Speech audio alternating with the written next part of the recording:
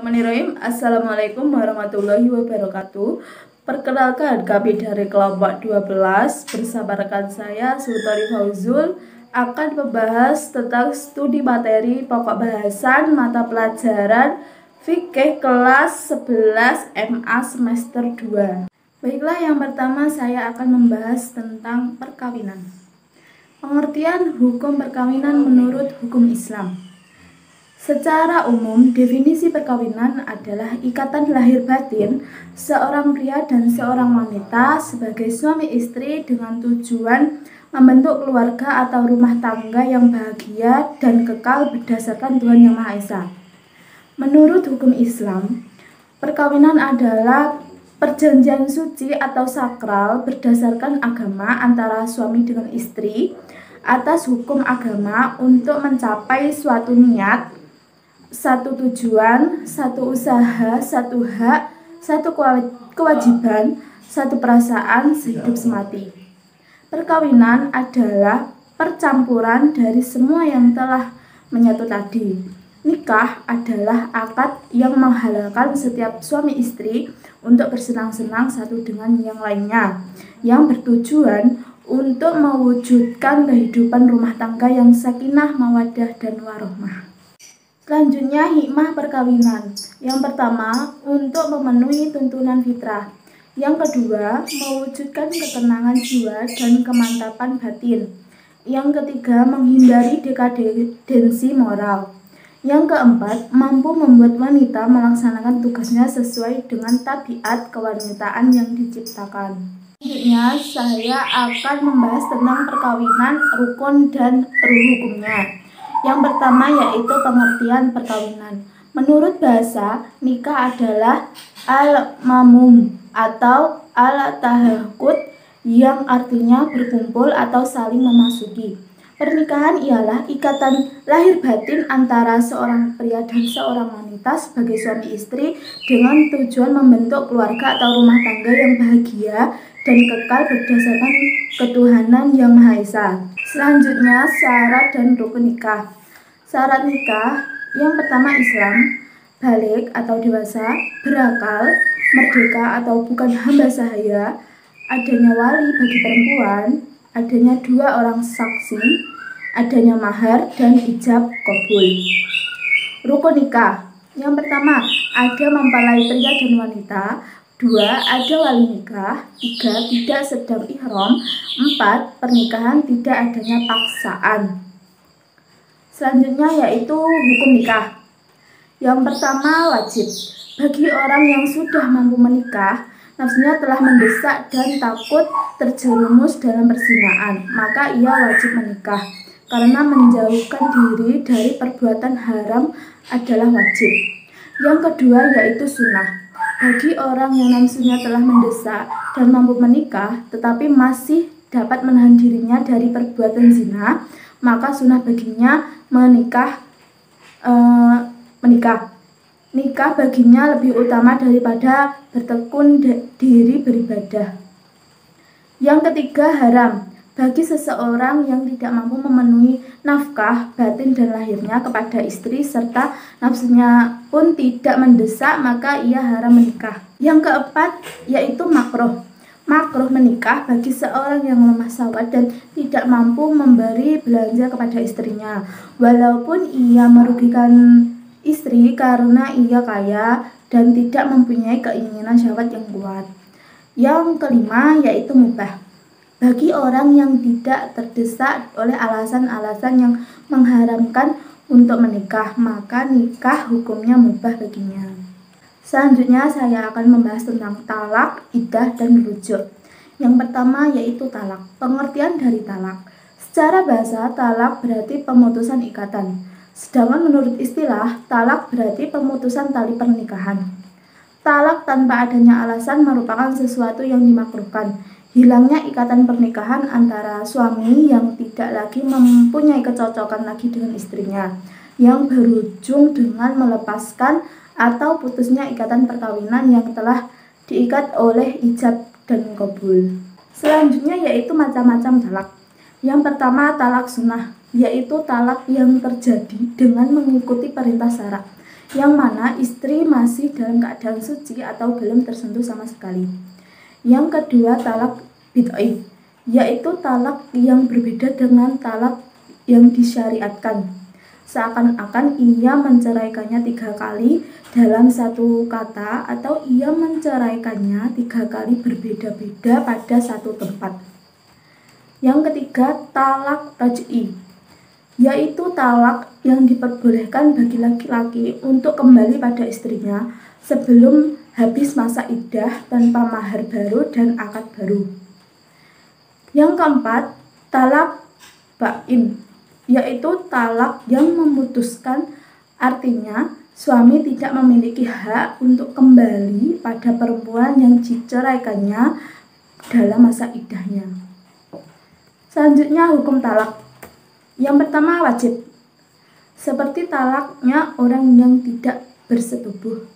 Yang kedua, haram, seperti menjatuhkan talak sewaktu istri dalam keadaan haid. Yang ketiga, sunnah, seperti talaknya orang yang tidak bisa melaksanakan kewajibannya sebagai suami karena tidak ada keinginan sama sekali kepada istrinya. Yang keempat, makruh, seperti terpeliharanya semua peristiwa di atas antara wajib, haram, dan sunnah. Selanjutnya saya akan membahas tentang iddah. Pengertian dari iddah. Kata iddah berasal dari bahasa Arab, yaitu adahayyudu iddatan, yang berarti menghitung. Iddah adalah sebuah masa di mana seorang perempuan yang telah diceraikan oleh suaminya, baik diceraikan karena suaminya mati maupun karena diceraikan karena suaminya hidup, untuk menunggu dan menahan diri dari menikahi laki-laki lain. Macam-macam iddah. Yang pertama, putus pernikahan karena ditinggal mati suaminya. 2. Putus pernikahan karena perceraian. 3. Putus pernikahan karena kuluk, fasa, dan li'an. 4. Istri talak raj'i, kemudian ditinggalkan mati suaminya pada masa iddah. Hukum iddah. Iddah dijalani oleh perempuan yang bercerai dari suaminya. Perempuan yang bercerai dari suaminya dalam bentuk apapun, misal cerai hidup atau mati, sedang hamil atau tidak, masih haid atau tidak, wajib menjalankan masa iddah tersebut. Dan yang selanjutnya yaitu rujuk. Pengertian rujuk secara bahasa berasal dari kata roja'a, yang artinya pulang atau kembali. Secara istilah, rujuk adalah kembalinya suami kepada hubungan nikah dengan istri yang telah dicerai rojai dan dilaksanakan selama istri masih dalam masa iddah. Hukum rujuk. Yang pertama, sunnah, seperti talaknya orang yang tidak bisa melaksanakan kewajibannya sebagai suami karena tidak keinginan sama sekali kepada istrinya. Yang kedua, haram, seperti talak bid'ah, yang talak sewaktu istri sedang haid atau nifas atau yang telah disetubui. Yang ketiga, wajib, seperti talak yang tidak bisa disetubui. Yang keempat, makruh, seperti terpeliharanya semua peristiwa di atas antara sunnah, haram, dan wajib. Mungkin cukup sekian penjelasan dari saya. Selanjutnya akan dijelaskan oleh rekan saya. Terima kasih. Melanjutkan penjelasan dari saudari Afni, Rasidatul Nur Afni. Baik, di sini saya akan menjelaskan tentang pengertian syarat adhana. Adhana adalah melakukan pemeliharaan anak yang masih kecil, baik laki-laki maupun perempuan, ataupun sudah besar namun belum mumayyiz, menjaganya dari sesuatu yang menyakiti dan merusaknya sehingga mampu berdiri sendiri, menghadapi hidup dan memikul tanggung jawab. Syarat adhana adalah yang pertama, berakal sehat. Yang kedua, dewasa atau balik. Hal ini karena anak kecil meskipun sudah mumayyiz tetap membutuhkan orang lain yang mengurusnya dan mengasuhnya. Yang ketiga yaitu mampu mendidik, bukan orang yang sakit ataupun mempunyai kekurangan pada jasmaninya seperti orang buta ataupun orang yang memiliki penyakit menular. Yang keempat adalah amanah dan berbudi, sebab orang yang curang tidak dapat dipercaya untuk menunaikan kewajibannya dengan baik. Selanjutnya yaitu pengertian hukum waris. Hukum waris adalah ilmu tentang pembagian harta peninggalan setelah seseorang meninggal dunia. Ilmu mewaris akan selalu terkait dengan beberapa unsur yang sering diistilahkan dengan rukun-rukun mewaris. Yang selanjutnya yaitu keterkaitan waris dengan wasiat.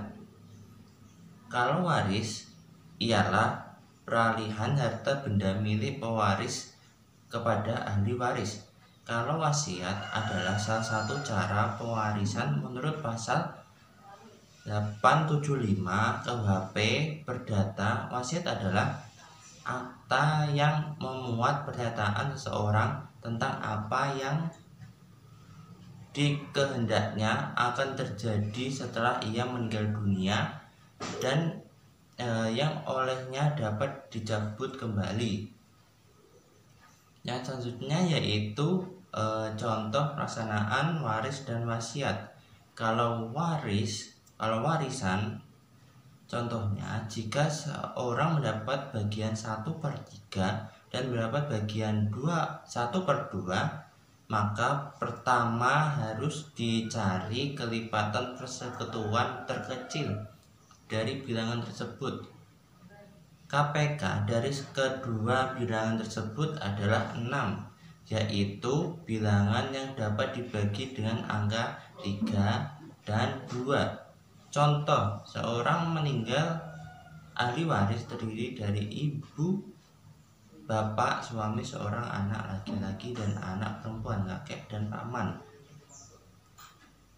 Yang selanjutnya yaitu contoh pelaksanaan wasiat sebagai berikut.